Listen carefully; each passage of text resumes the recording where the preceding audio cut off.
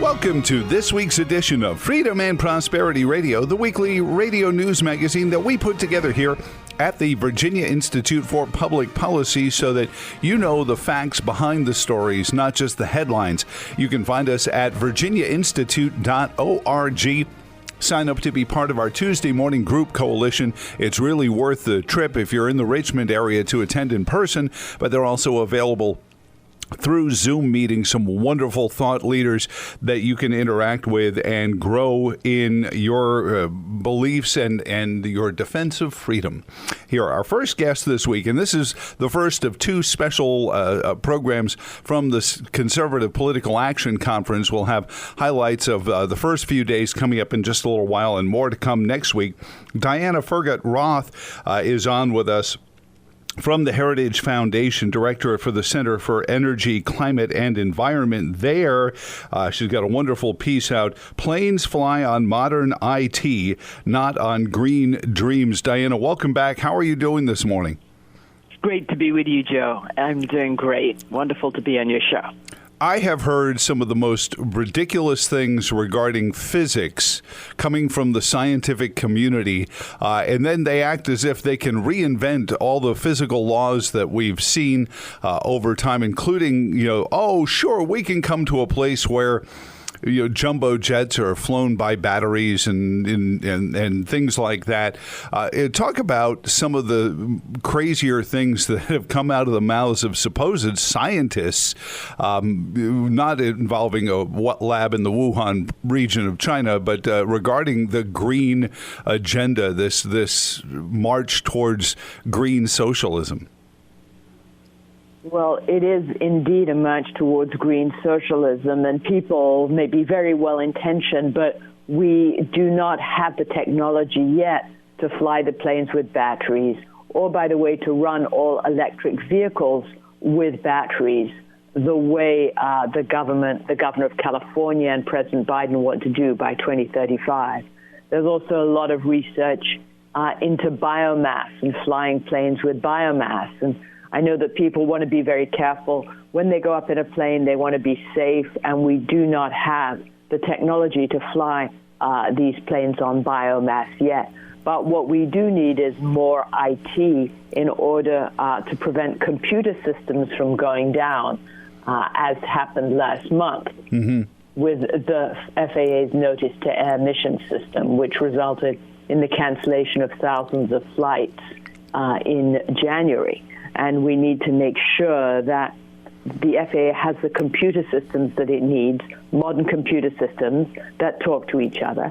And rather than spending so much money on these different biofuels, the FAA needs to put in better computer systems, or else have the air traffic control system privatized so that individual companies can put in more funds for computer systems.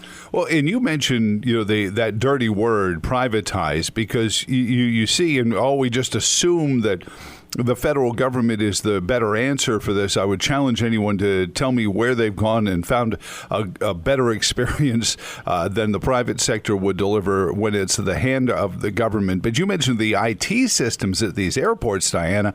I'm told in some cases these are a decade or more old, and it'd be like trying to go online with a Windows XP computer. It might work, but it's not going to work really well.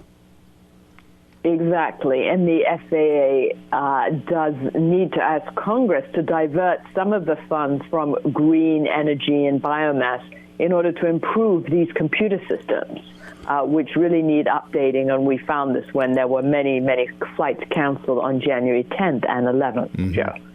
Well, you're counting on elected officials who seem more and more driven by the idea of looking good on television and being seen behind a podium supporting something that sounds laudable. I want clean air. Okay, great. So do we all. But they then direct these bureaucracies like the Federal Aviation Administration to do these things so that they can go back to their voters and claim some progress on their empty campaign rhetoric. And I just don't know how you fix that kind of pandering in what is supposed to be a representative republic, because we're rapidly becoming this direct democracy where, the panderer of the month is on the front page, and then the bureaucracy tries to keep up with their promises. You're absolutely right, Joe. We've seen this again and again. For example, in India, it was thought to be so important to have landlines to people's homes. The government in India was in charge of the landlines. But mobile phones were not important, so private companies were allowed to invest in mobile phone services and provide those and sell those to the public. What happened? Everyone in India almost has a cell phone, and very few of them have landlines to their homes. So we see this again and again. And with air traffic control, if we said we were going to allow anyone to provide it, not just taking the current air traffic control and privatizing that, but said anyone is allowed to provide air traffic control services, then we'd get competition among the different groups. We would get investment flooding into these different companies, and there would be a much higher quality level. Would it start at the local level? So many of these airports are functions of a local government, whether it be bigger airports like Reagan or smaller airports like Lynchburg or Charlottesville, and so they're under the authority of the local government first. How would the privatization of the air traffic control go? Well, first of all, Congress would have to make a decision that it would allow not just the current air traffic control to be privatized, but it would have freedom of entry and any company could come in. Just the way the Pentagon has defense operations, and Rolls-Royce provides some, and Lockheed Martin provides another, and it has a number of suppliers.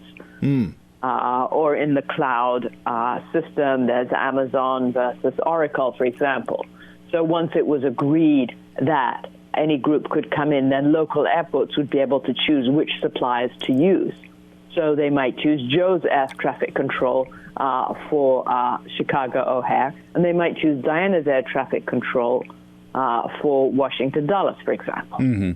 And these would compete. And maybe if Joe's air traffic control didn't have enough air traffic controllers showing up on one day, then they might call Diana's air traffic control and say, do you have any extras you could send over? There might also be more remote air traffic control. You don't have to have air traffic control in every airport these days.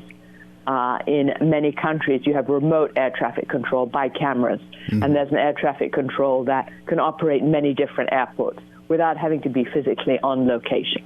There's all kinds of technological advantages you can have if you open it up to freedom of entry and allow investment, private investment, to come into it. When you have Congress controlling every line item of the budget, then of course they are constrained by political viewpoints and, as you say, what they want to show to their constituents. And you don't always get the right number and the right amount of funding going into individual projects. Diana Furchtgott-Roth is on with us from the Heritage Foundation. She's the director of the Center for Energy, Climate, and Environment, and fellow in energy and environmental policy. And we were talking about the air traffic control issue and how the FAA is directing so much money into green propulsion techniques that are decades away and not working on the IT that is needed right now at our airports at some point. Right, exactly. Yes, and to clarify, I want to say it's not the FAA that's directing this. It is Congress directing the FAA to do it. Right. I'm sure if the FAA had its choice, it would upgrade those computer systems right away and reorient some funds. But when I was Deputy Assistant Secretary for Technology at DOT, everything came with a line item. If I got $5 million for university transportation centers, I could not use that for backup for the global positioning system, for example, which would have been far more important. Okay. Everything comes with a line item from these congressmen. And that's the problem, is the pork in a lot of cases, and that's the oldest trick in Washington, is borrowing from Peter, taxing Peter to give money to your friend Paul and his corporation or his company that does what you could bid out to do. And often that's also at the detriment of the competitive marketplace because you're not getting a competition for IT. So then I find this enormously entertaining. Then the very politicians who suborn this behavior turn around and says, well, this is why we can't have privatization because this private company that I chose, he always leaves that part out, is incapable. And so is it possible to have a fair judgment on the idea of privatizing some of this stuff in a world so full of cronyism in Washington and pork budget spending? Yeah, I mean, it certainly is possible. And when you see something like thousands and thousands of flights being canceled and many people being inconvenienced, then this puts it in the front of people's minds. They don't like having things canceled. They maybe want to go a different way. We also have to address the special interests, and I should mention the labor interests that want to make sure that air traffic control employees are part of a union, and they don't want to give this up. So that's an important portion, too. You have to fight these special interests.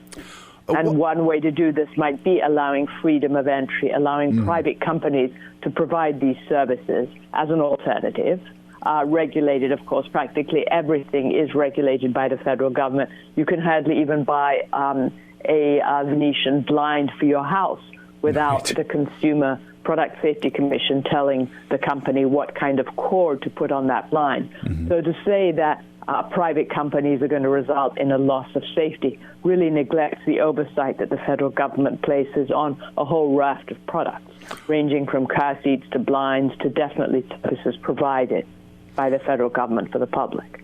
Well, you mentioned your time at the Department of Transportation, Pete Buttigieg, proprietor currently, and I guess this is a tough conversation to have because people are pointing at the rail derailment in Ohio, and it's interesting. Even the New York Times had to admit that all of the claims that these were deregulations done by President Trump were false, and that there was nothing in any of the regulatory changes, many of them driven by the COVID-19 pandemic concerns, had anything to do with this accident. So even if the New York Times can't jump on board, I guess that's saying something about how far off the beam our elected officials have gotten. Exactly, yes. I mean, the knee-jerk reaction of politicians is to have more regulations, but we need to identify the technical cause first and then enforce existing regulations. Now, this is a piece that you've written mainly about how they're directing funds to something. How much, and I was curious about this, how much of the quote-unquote pollution is being driven by air travel? Is this 10%, 20%, 70% of the carbon emissions, the dirty air that they keep moving the target as to what makes it dirty, caused by air travel?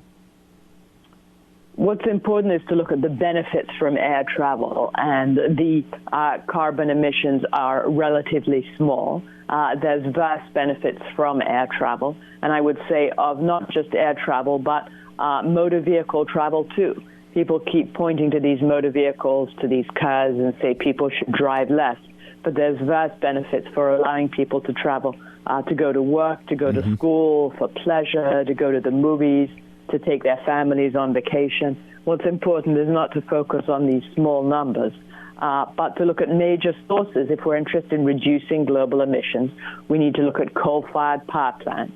And in the United States, carbon emissions have gone down dramatically by about 900 million metric tons over the past 15 years. In China, they've gone up by about 5,000 million metric tons. Oh, my gosh. I didn't realize the ratio was that high. That's... Oh, yeah. And this is all on the Energy Information Administration website.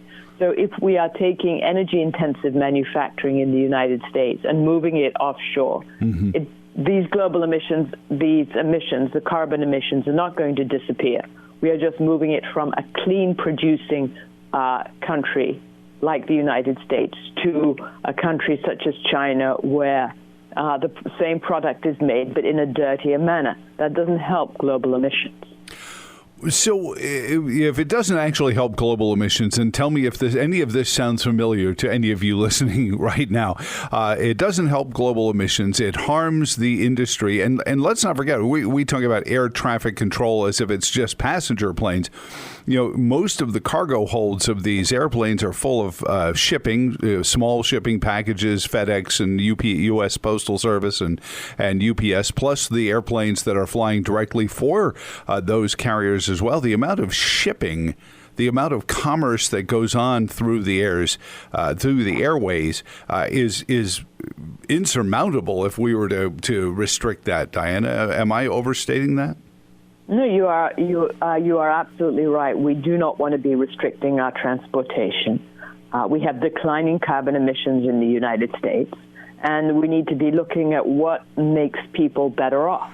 And there are many people in the world who would like to have the benefits of travel that we have here in the United States. It causes immense benefits, and one reason that we have so much migration to the United States is because we allow energy to be used in ways that result in human flourishing, makes people better off, makes them healthier, improves their lives.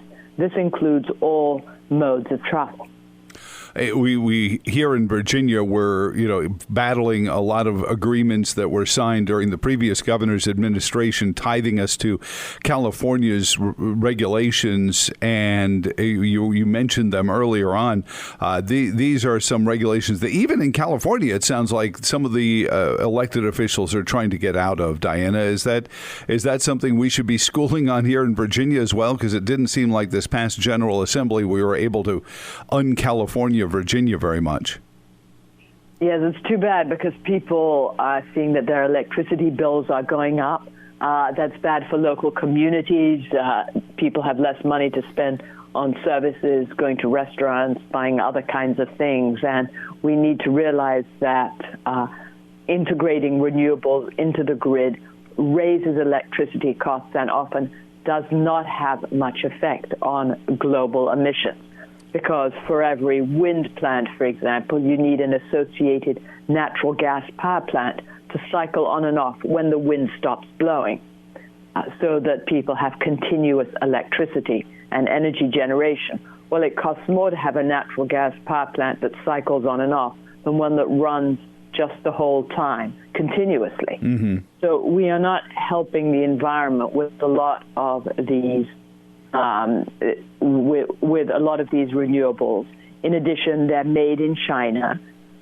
7 of the largest 10 solar panel manufacturers are in China. 7 of the largest wind turbine manufacturers are in China.